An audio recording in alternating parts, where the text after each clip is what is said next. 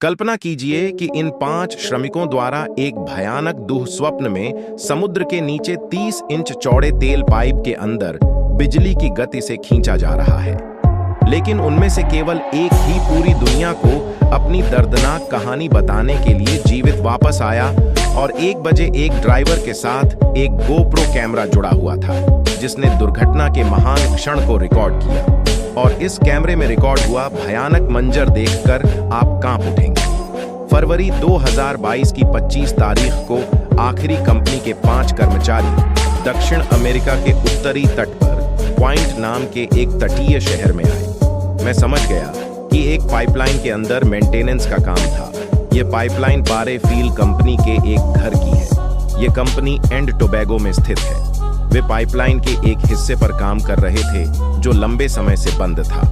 यह 1 बजे यू आकार का 30 इंच चौड़ा पाइप था जो समुद्र तल के नीचे चलता था। इस पाइप को सालाना 12 पाइप से फुटबॉल स्थानांतरित करने के लिए डिजाइन किया गया था। जहां तेल रिफाइनरी स्थित थी, काम करने के लिए उन्होंने पाइप पर एक विशेष टेबल लगाई। इस प्रणाली के साथ हवा के दबाव का उपयोग समुद्र के पानी को बाहर निकालने और अंदर एक वैक्यूम बनाने के लिए किया जाता था, जहां श्रमिक खड़े होकर काम करते थे। मशीन 8 फुट बाई 8 फुट की संरचना थी जो एक पाइप पर टिकी हुई थी, और पाइप के अंदर से एक हाइपरबैरिक चैम्बर बनाया जाता है जिसके अंदर खड़े उपकरणों को बाहर निकाला जा सकता है और आसानी से मरम्मत की जा सकती है। इस पाइपलाइन का एक विशेष कार्य 2 सप्ताह पहले पाइप में डाली जाने वाली क्रांति को निकालना है। क्रांति एक एयरटेल की तरह काम करती है ताकि पाइपलाइन के अंदर हाइड्रोकार्बन और कच्चा तेल बाहर लीक न हो। खोलने के लिए इस प्लास्टिक का भी मौजूद होना आवश्यक है। काजिम अली भारत को लूटने और प्लास्टिक निकालने के लिए अपने साथियों की एक श्रृंखला चलाता है। लेकिन जब भी इस सीमा के साथ रास्ता खोला जाता है तो एक एक्शन फोर्स पैदा होती है जो उन 5 को सेकंड के भीतर पाइप में खींच लेती है। दरअसल उन्हें नहीं पता था कि जो बॉल पैक बनने वाला है उसमें नीचे के छोटे शहरों में हवा भरी हुई है, क्योंकि पाइप के अंदर बहुत कम मात्रा में तेल जमा था। और जब भी वे प्लास्टिक लूटते थे तो ऊपरी बर्तन में उच्च दबाव वाली हवा निचले पाइप में कम दबाव की ओर बढ़ने लगती थी, और उसी समय समुद्र में पानी बड़े वेग से घुसने लगा। परिणाम एक भयंकर बवंडर जैसा तूफान है जिसमें श्रमिक अपने उपकरण खींच ले जाते हैं। यह दुर्घटना इतनी अप्रत्याशित थी कि उन्हें इसका एहसास ही नहीं हुआ। वे किस कारण से पानी में लीन थे, इसका उन्हें ही एहसास हो सका। उनकी किस्मत बहुत अच्छी थी। सांस लेने की जगह खोजने के लिए पाइप के नीचे कुछ अंकुश है। ड्राइवर से जुड़े एक छिपे हुए कैमरे की फुटेज दुर्घटना से कुछ सेकंड पहले की दिखाई देती है, जिसके बाद स्क्रीन काली हो जाती है। वे पाइप के अंदर बस एक दूसरे का नाम पुकारते रहे और पूछने लगा, सब ठीक है या नहीं। कच्चे तेल के पानी और घर के दबाव से पैदा हुए बवंडर के कारण लगभग 90 सेकंड तक ट्रेन चलती रहती है। फिर पानी और घर का दबाव सफल हुआ और वे पाइपलाइन के अंदर ऐसी जगह फंस जाते हैं जहां से वे केवल गोले ही ले सकते हैं। उनमें से केवल एक ही जीवित वापस आता है। वह एक साक्षात्कार में इस भयावह दृश्य का वर्णन करता है और अब चला गया है। मैं चाहता हूं कि वह वही करे जो 21 करता है। अब केवल वही जीतता है। जैसे ही वे 12 फुट लंबे पाइप के अंदर खो जाते हैं, जो कि 4 फुटबॉल मैदानों के आकार का होता है, वे भ्रमित घबराहट के बावजूद उन्हें सांत्वना देने के लिए एक दूसरे से बात करते हैं। 30 सोचते हैं कि उन्हें सबसे पहले पाइप में फेंक दिया जाता है, इसलिए उन्हें पाइप के माध्यम से वापस रेंगना पड़ता है। लेकिन काज, यूसुफ और फिनाले ने सुनिश्चित किया कि उन्हें पहले पैरों में फेंका जाए। सीरीज ने काज के कंधे को अपने पैर से पकड़ लिया।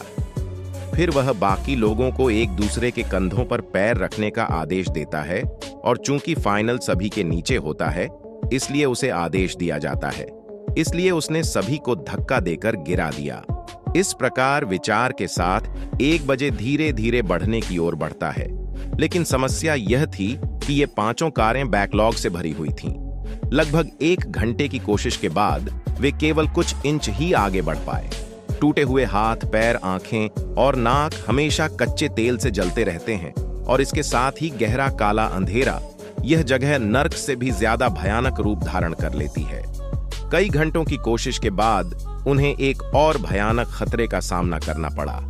जैसे जैसे वे आगे बढ़ रहे थे, पानी का स्तर बढ़ रहा था। जिन्होंने अपना सिर उठाया, लेकिन देखा कि सामने की पंक्ति में मौजूद व्यक्ति के पास सांस लेने के लिए केवल 6 इंच की जगह थी। पिछली 2 सरकारें शायद सबसे ज्यादा थीं। वे जोर जोर से सांस ले रहे हैं और काजिम अली ने पूरी टीम को आगे से जाने दिया।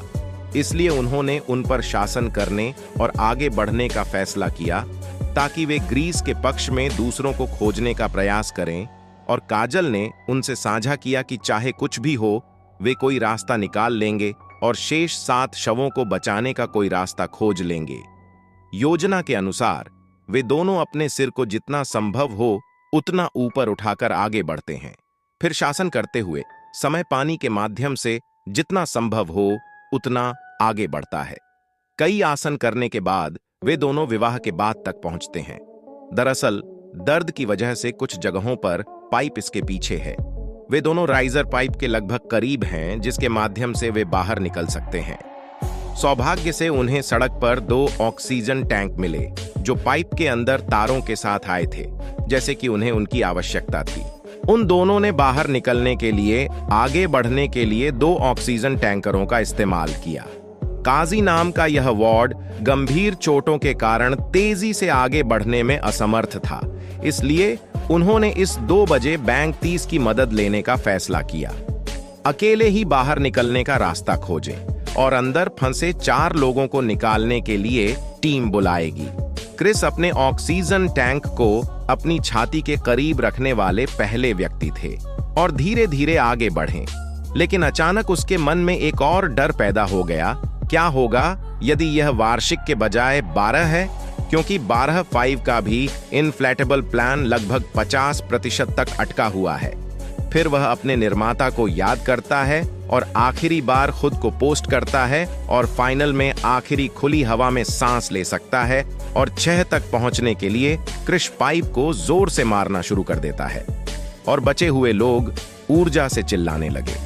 वहां मौजूद जहाज के एक चालक दल के सदस्य ने उसकी आवाज सुनी और चीन की मदद से उसका सफल परीक्षण किया गया।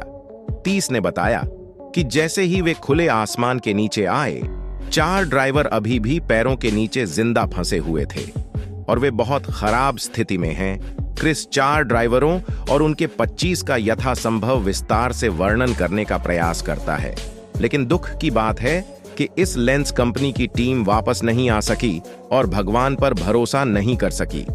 कंपनी का अनुमान है कि पाइपलाइन ऑक्सीजन से भर गई है और टैंक में ऑक्सीजन केवल कुछ घंटों तक ही चलेगी, लेकिन पुलिस के बार बार कहने के बाद ड्राइवर समुद्र में चला गया और जगह जगह पाइप ठोकने लगा और जवाब में फंसे हुए मजदूर अंदर से टैप करके उनकी लोकेशन जानने की कोशिश करते हैं।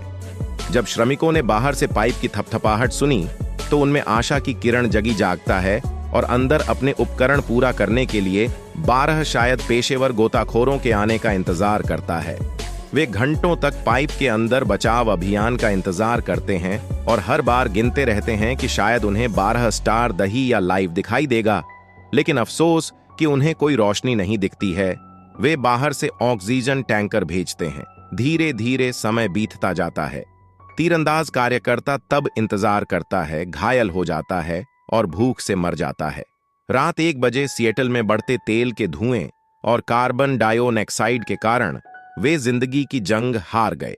दरअसल वे एक ऐसी जगह फंस गए हैं जिसकी वजह से कंपनी को समझ नहीं आ रहा था कि उन्हें कैसे बचाया जाए, और उन्हें बचाते समय वह बाकी ड्राइवरों को भी खतरे में नहीं डालना चाहती थी। कुछ के अनुसार वे पहले ही अंदर मर चुके थे और उन्हें अंदर से किसी और चीज की आवाज सुनाई दे रही थी। इस घटना के कुछ दिनों बाद उनके शव बरामद किए गए थे, लेकिन पोस्टमार्टम जांच के नतीजे सटीक तौर पर यह नहीं बता सकते कि उनकी मौत कब हुई। एक रिपोर्ट के अनुसार वह अभी भी जीवित थे। उन्होंने बताया कि इनमें से एक भी मंत्री जीवित है। मेरा मतलब है, अगर कंपनी कोशिश करती तो आप उन्हें बचा सकते थे।